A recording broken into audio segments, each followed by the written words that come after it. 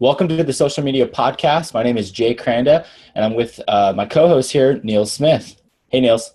Hey, Jay. It's good to be with you today and excited for the conversation today.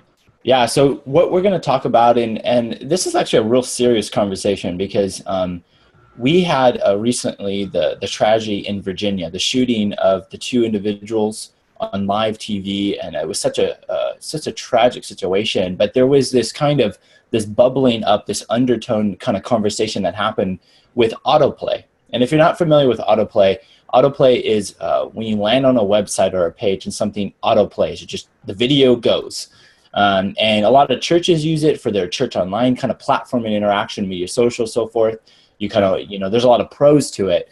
The con that a lot of people don't think about, and this is what happened yesterday, was there was this kind of outpour of people that were going to the news websites to kind of see what had happened, or on Facebook, and they were kind of forced to watch this live shooting. Now, fortunately, there wasn't any gore, there wasn't a lot seen, but there was like this conversation of like, hey, I didn't want to see that. And there was actually people tweeting out, and Mashable had an article of like tweets of people like, hey, maybe I didn't want to see that. Why did you have to autoplay that? And then all of a sudden there was like this kind of nationwide kind of debate about autoplay and how like, why are you forcing people to see this content? I should have to choose to play. I was curious, Niels, with your church and different organizations that you've consulted with, what are some pros and cons that you've seen with autoplay? We were just talking about in the last episode about how autoplay on the Facebook feed captures people's attention so much more with the video. So I would say there's a ton of advantages. And when people go to onlinechurch.com, we use autoplay. We've got Vimeo integrated, and it autoplays when they get to the site, and it's a simulated live experience. So when we get to that site, they're watching church. And a lot of times, anytime you can remove a click from anything, it's advantageous to really get that engagement with video content. So autoplay, from a content distribution standpoint, has a lot of value. So I understand kind of the pushback and this downside that people are saying, but I would say that from an engagement standpoint, autoplay is going to catch your attention. And I think that the cautiousness that people need to have in this situation, and probably some of the concerns, is people don't realize that there are settings where you maybe don't have to have autoplay on. So like at Online Church, we could have set it where people have to push play when they come to Online Church, but we know that a lot of people, especially guests that haven't clicked an ad, are not going to hit play. They're going to look at everything else on the site, where we believe is the video is the first engagement opportunity that we want to connect people with. It is valuable to us. I get the other side of it, but that's where it has a lot of value from a ministry standpoint, and especially what we're doing with Online Church. I'm curious if this conversation will almost create a kind of, almost, and it may not be like obviously systematized or like legalized in some way, but are, forced upon, but maybe news organizations will make some kind of rating system. So maybe a certain rating will, you can't autoplay because of, whatever reasons, and definitely there's a pros and cons with, Facebook, just streaming video without you even having to tap to play sound. You can just see it auto goes. But there's definitely a lot of things I've seen on Facebook in the last 6 months that maybe I didn't really need to see or want to see, that they just kind of threw in me. And so it's interesting that the conversation happened. It's interesting that is what bubbled up yesterday outside of everything else, that's what somebody pinpointed, that like, I didn't want to see that. What's going on with autoplay? I know that there's definitely some websites that I visit that I hate autoplay, but it doesn't impact me going to them. I know, we were talking, being sports fans, I love hoopshypes.com. It's just kind of a sports rumor site, and they filter in all the tweets from writers and different things so you can know all the rumors of trades. But on their rumors page, which is their most popular page, by far, everybody goes to that site for that. They don't go there for the articles, they go there for the rumors. But that's where they have strategically put a video that they do daily.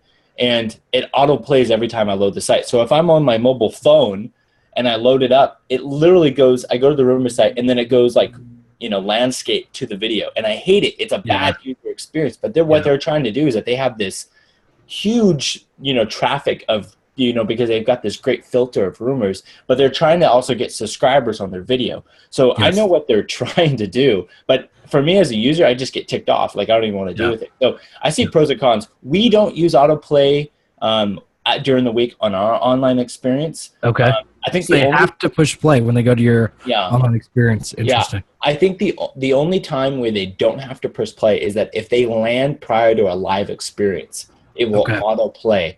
So there's 6 times a week where it will autoplay. The other times they actually have to press play. But I definitely know that, I was working with somebody recently and we were using Vimeo, and I strategically selected autoplay as the embed function. So there's no doubt that it's being used. There's pros, but I'm curious if there's going to be some kind of filter or some kind of rating system that news companies, because there's no doubt, that was a negative thing that bubbled up, and it's just I don't understand why that came up, but it's such an interesting conversation. I'm with you though that it can be obnoxious. So you go to a site and you don't expect a video to play, or a lot of times what happens for me is it's a video ad that will pop in. So I go to I'm a Houston sports fan. It's where I grew up. So I go to cron.com to get my sports news, and then pretty regularly, and I'll leave it open for a minute or two, even when I leave it sometimes.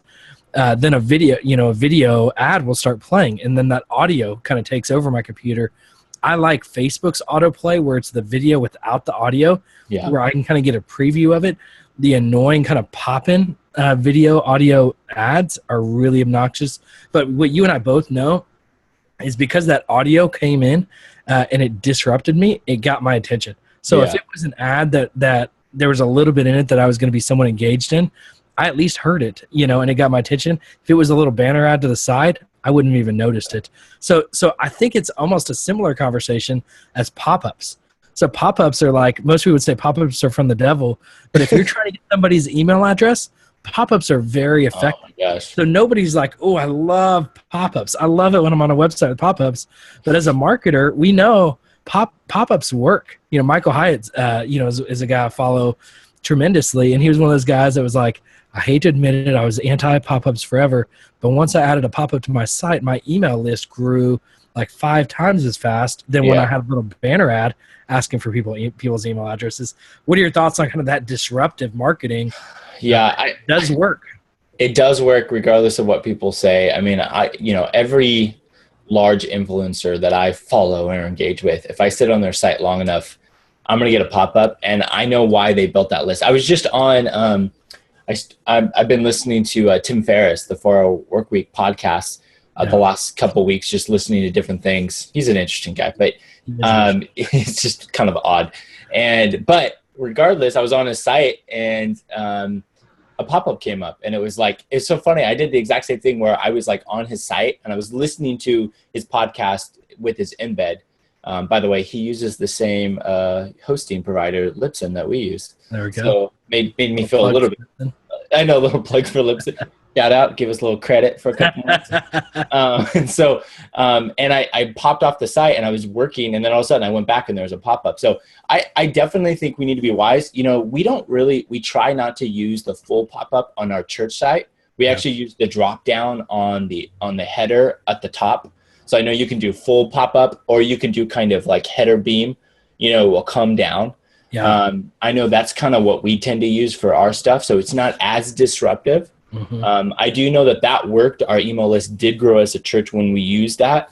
But we try to avoid the full. I think what it is that there's some content that is just, you need to get engagement and you need that. And I think what you need to be careful with pop-ups or even video kind of autoplay ads is it stuff worth you disrupting someone's day? Yeah. So as a church email list, most likely it is. Though the question is, are you using that wisely? And that's the other thing, you can disrupt someone's day, but is it really worth it? And I think that's where as a church, you can't do it all the time. If you do it all the time, then you become AOL and people ignore you and no longer go do. Except for my grandma. She's going strong in AOL. She does. And my AOL, jkskater14 at AOL.com still exists. At AOL.com. Yeah. Thank you, Grandma. But you just need to be wise about it. You can't do it all the time. It's like one of those, it's like your church can't be event driven, but you need a couple events a year. but you can't do an event every week because you're going to burn people out. The same thing with pop-ups. You can't do a pop-up all the time. You can't do it for everything because it's going to be too disruptive. And we just need to be, we need to be wise about it. But, this is, and I think this is a bigger conversation with kind of the rating and how people got, kind of upset about the autoplay. I think it's interesting because Facebook has been super good at filtering out kind of the junk. Yeah. And I know there was even a conversation a year ago, 2 years ago, about them even creating a fake news filter because there was all those like rumors of people dying that ended up not being real. A bunch of famous people died a couple times. Yeah. And they were going to make, filters on like The Onion and different stuff like that. But like, Facebook's been great at filtering out like porn. Like they've been great at making sure that doesn't show up in your feed. That stuff I just don't see on Facebook. On the vice versa, and we talked about this with Craig Gross from Triple X Church, and you can go on a previous episode to kind of hear that one. But he talks about how Instagram hasn't done a great job of that they haven't been able to filter out porn. And I think even though they're owned by Facebook, but you kind of have this like rating system of like I know Facebook will be listening to this autoplay and will somehow combat that. So I wonder if they'll create some kind of bot or something that will auto filter kind of what happens, or even like shooting or stuff like that, like somehow make it so maybe it doesn't. Because I do think it is an issue that we don't want to become so filtered, desensitized to this. Like that video of the two people that are shot, those are two individuals, two people. Yeah. How terrible would it be if like a grandson or like a son or a friend or somebody or a grandparent saw that? And you know what I mean? So I do think regardless, we can't control everything, but I do think it's a good conversation on saying like, what do we want the masses? Because regardless, what's happening on Facebook is being seen by everyone. Facebook is a culture former now. You know what I mean? So we just got to be aware of what's going on out there. Yeah. I'm curious in your, you and I both are constant tinkerers. You talked with Pastor Rick, this weekend about Facebook's live feature. I'm curious what you learned from that, but have you seen I've yet to watch an actual live stream on Facebook. I've only watched like the replay of it on it. Do does it autoplay on your news feed, or does it, you can click on it? How does that work? Or what'd you learn, maybe even talking with Rick about it? Yeah, so Rick was at our staff meeting, our weekly staff meeting, and he was sharing about, the Facebook streaming stuff, which is so cool. But he was saying how he got, directly contacted by Facebook to try out. And he was the only spiritual influencer asked to use it. And I was curious if part of the reason was because he hadn't used Periscope yet. I was just thinking, like, I wonder if that's a kind of a strategic move. Yeah. Obviously, he has, a huge amount of influence, and his Facebook is huge. But it does autoplay, and he was just sharing how many hundreds of thousands, one of the posts had reached 500,000 and then 1 million, just instantly. And, there's no doubt that ability to reach on that platform is so huge. But it autoplayed. There's not a lot of filter. Obviously, Facebook is controlling it with who is using it right now. Sure. But, part of it, we were texting back and forth after I was hearing a little bit about how it works. But there's no doubt Facebook play numbers are totally inflated because of the newsfeed. They're counting impressions on the newsfeed. Right. So, it's like looking, if you've ever if you've ever had your own Facebook page on Facebook, that there's one on clicks, and there's another on views, and then there's the reach number. And then if you look at the number of how many people actually viewed the content on your page, it's like nothing. Yeah. Like if you have 1,000, you might have 3 people that actually went to your physical page. Everybody consumes it in the newsfeed. Right. And it's like, if you get a couple shares, it starts going. We had the podcast I did with Randy Kraft from Pete Wilson's church. Yeah. Crosspoint. I couldn't remember that. I know. Thank you. I haven't downed enough of my coffee yet, but he, we had a couple people share that post on our Facebook page, on the Social Media Church page, and it the reach quadrupled. And I think with Facebook, streaming, that is just going to go up and up and up. So have you had a positive experience on the replay? Has the replay been the same value for you as the live? I was just curious of that. Yeah, I've definitely had value. I've enjoyed seeing it. One of the values of Periscope though is you feel like you can interact with those folks, and you can see other people's interactions, so you kind of know why they're responding a certain way. For me, so far with Facebook, it feels like I'm basically just watching a video they recorded and put up there. So it's not nearly as engaging yet as Periscope, but I'm optimistic that when you see the reach of these videos, it's just tremendous that it's only going to grow. But Periscope too. I mean, I'm just personally, I'm always tinkering. I felt like when I first got on Periscope, a ton of people would get on. Then it kind of died out a little bit of the organic following. But I feel like now it's more actual followers that care about what I have to say. That I'm having about 70 to 100 people log into each Periscope, and so it's pretty amazing just being somewhat consistent with a platform like that. What the kind of engagement you can get is, I will say with Periscope, I feel like I've gotten some bait and switch when I'm just kind of randomly poking around. Yeah. I literally, like, I'm kind of in the situation where I tell my wife, like, I want you next when I'm randomly going to Periscope, because you can easily click on the wrong thing and you don't really know what you're about to look at.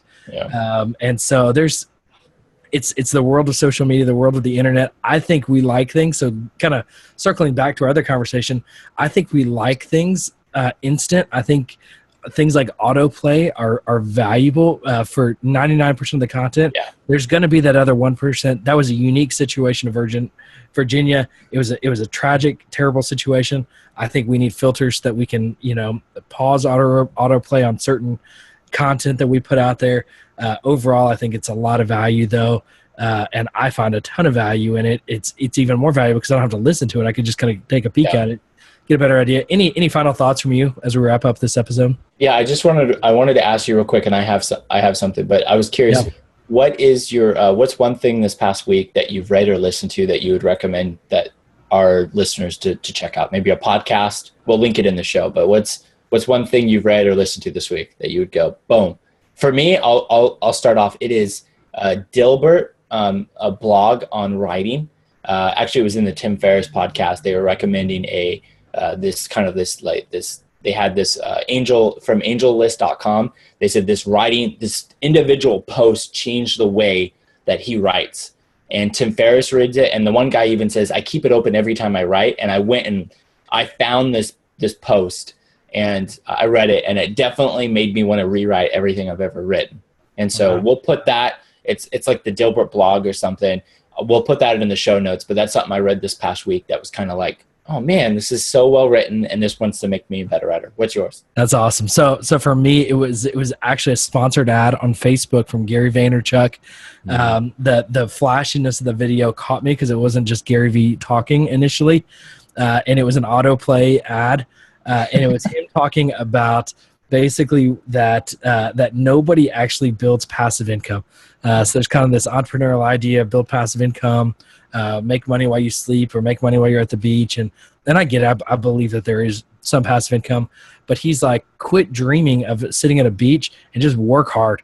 And he communicates it in his own vulgar Gary V way. But he really, I think from and you and I both run kind of, entrepreneurial businesses on the side that, I'm always kind of intrigued by entrepreneurs that have really been successful, especially in social media. And so how his idea of, just hustle and work hard and, build an income from hard work, and don't build an income just so you can stop working. I thought it was a great video, and so if you see that, if you search Gary V, be careful what you might find. But that video about passive income, search it on YouTube and I'm sure you'll find it there. Thanks everybody for listening to this episode of the Social Media Church podcast. We will see you next time.